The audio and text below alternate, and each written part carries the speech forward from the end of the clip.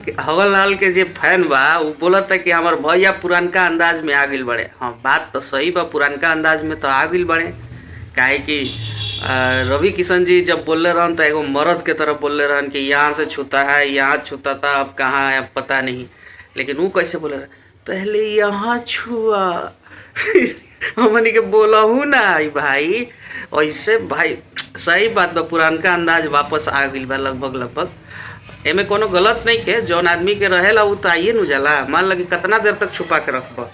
रहल power star के गाना के बात, तो भाई इंटरनेशनल गाना के जब बात भइल बटे, तो अगर उनकर छोट छोट गाना अपन गिनवा के बता दिला हन, तो पवन सिंह के कहा गई लॉलीपॉप इंटरनेशनल गाना, हरी हरी ओढ़नी इंटरनेशनल गाना, राजा जी के दिलवा टूट जाई इंटरनेशनल गाना, छलकत हमरो जवनिया इंटरनेशनल गाना, कोगो गिनाई लुलिया। और भाई गिनावत गिनावत हम थक जाई, लेकिन वीडियो अंत ना होई। हम ढेर देर का वीडियो बनाईला ना, 10 मिनट 20 मिनट के वीडियो हमारा खींचे ना आवेला।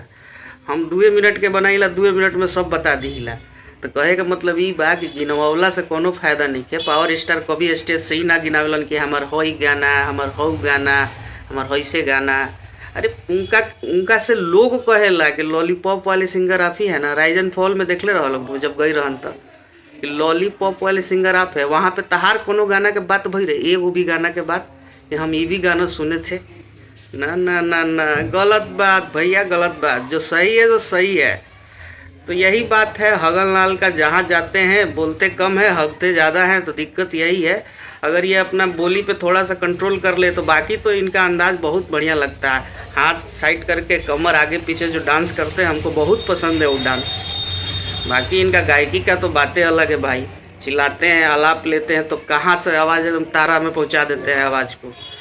बाकी तारा लोग कौन भैया, कहाँ कहाँ पवन सिंह के गाना बाजा तटे, तनी कमेंट में करके बता दलो। का कि इनकर कुछ टुटपुंजिया यहाँ सन अभी हमारे कमेंट में, और अपन ज्ञानबाजी दिया सन। तो ज्ञानबाजी से पहले ही तू लोग ज्ञान दे दिया लोगों को नहीं के बढ़िया से। जय भोजपुरी, हर हर महादेव।